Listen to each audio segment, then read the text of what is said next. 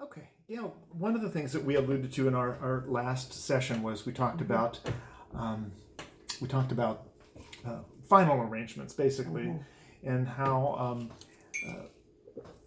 it's the pandemic has really illustrated to us the value of having made some advanced choices in terms of what you would like personally, or what you would like for a family member. I'll give a little bit of an overview as to what happened in the last couple of months that was really very challenging for the families that I work with in the hospital setting, and in hospice just in general. The lack of capacity for the mortuaries was really evident. There was a point in time in this past January of 2021 that I had no place to put bodies, and people would die in the hospital. And the hospital, we desperately would contact mortuaries and have mortuaries say we are on pause, and so being on pause meant that they could not take another decedent, as they refer to them, into their care.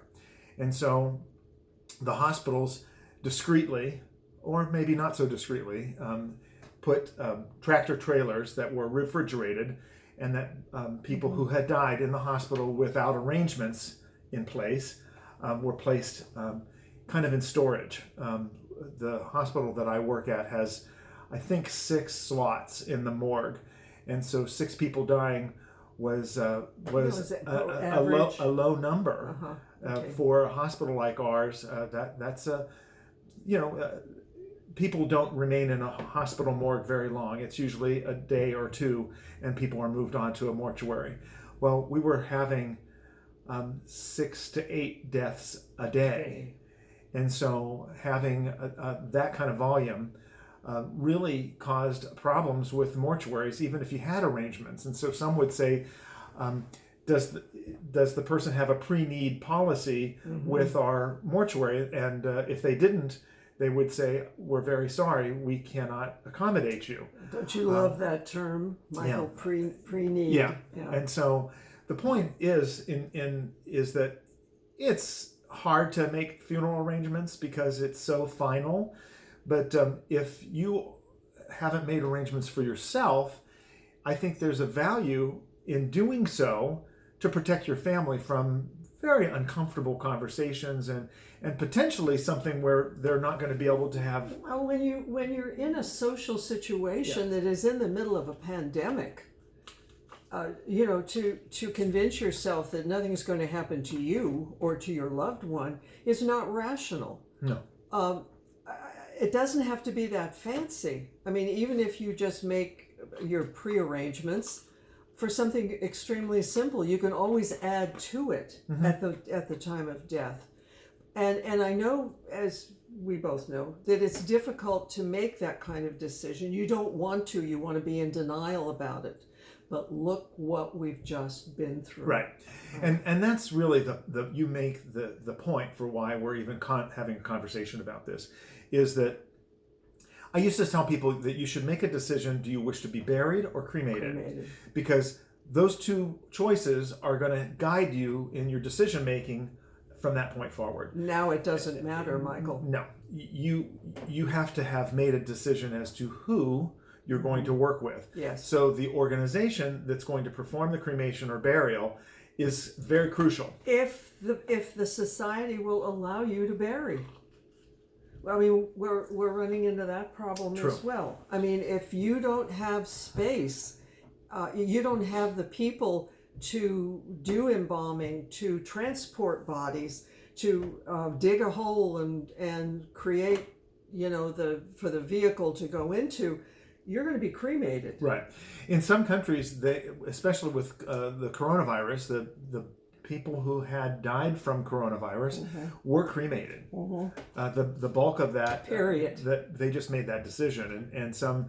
I know that in Mexico that was immediate cremation, so you were cremated either the day that you died or the day after. So there was very little opportunity to even make another decision. Well, in this country, we're very strict about our cremation policy. You have to get a permit from the county. and then you get in line because they don't want to commingle bodies. But I can imagine in some of the less developed countries where if there's a mass cremation, folks, whoever you get back may not be your loved one. Well, speaking specifically about the United States, just to allay anybody's concerns, the industry is highly regulated, and I have been in a crematorium, so I know exactly the process that they go through. They're, like I said, they're highly regulated in the U.S. That things may not be the same in other countries, but if you're shipping someone, you're expecting to ship someone out of country. Yeah, that becomes another whole problem in the absolutely, and the costs associated with the whole process were all over the place. We had there were a couple of mortuaries that actually were very accommodating in terms of their capacity, and how they extended their capacity was, even though you were being cremated, they would embalm you, and they would do embalming to allow your body to kind of lie in state without the refrigeration issue to be of concern, so that they could basically be held in a different type of environment rather than a refrigerated truck. Well, when you think about it, if they're only expecting to receive a couple of bodies a day, and all of a sudden they get 20, they have to be able to do something, because just the process of getting a permit. Right. And some places were literally limiting the number of cremations that could be done a day on air quality issues. And so that was a big issue here in Southern California. So the bottom line is that hopefully we never have to go through this process again, but it really illustrates the value of getting this done in advance. And so Michael, personally, I think we're kidding ourselves that it's not going to happen again. And that's a point that people don't want to accept. No. I realize that. No. But the fact of the matter is, 5 years from now, we could have another situation. I hate to be, doom and gloom, but... Well, you are wearing black. But I am wearing... Well, I'm in mourning, Michael, unfortunately. This is true. So, again, it's a process of education. We are trying to educate people so that they understand what the realities are, not what they think the fantasy is. That's the whole purpose. Well, absolutely, and I think that what we really want to get across to people is that there is a value in doing things in advance. Yes. I was able to help some families in the hospital where the patient had not yet died, impress upon them that they should begin making phone calls today and getting started with that process, and being aware of some of the stumbling blocks that they may encounter. I recognize that people may be watching this in other parts of the United States, and there are other parts of the United States that are still suffering with this. We've slowed down. Things have changed a bit in Southern California, thankfully, but we're sensitive to the fact that others may not have.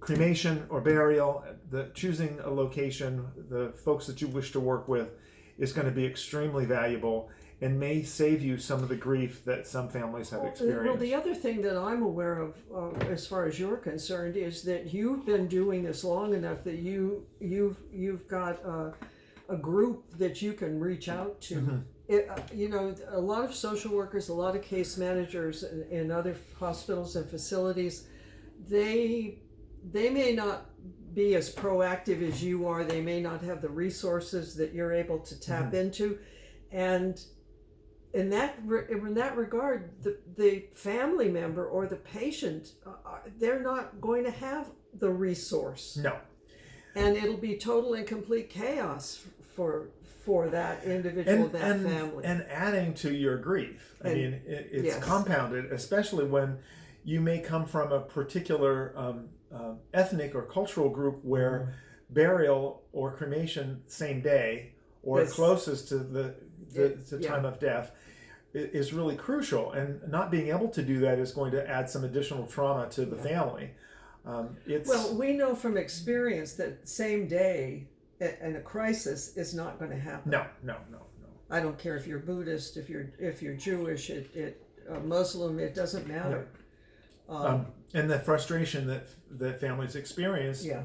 in this was really hard, because they were being told 6 weeks for cremation to occur, and that is a long And period you of time. cannot keep a body You know, for 6 weeks, 8 weeks, without body.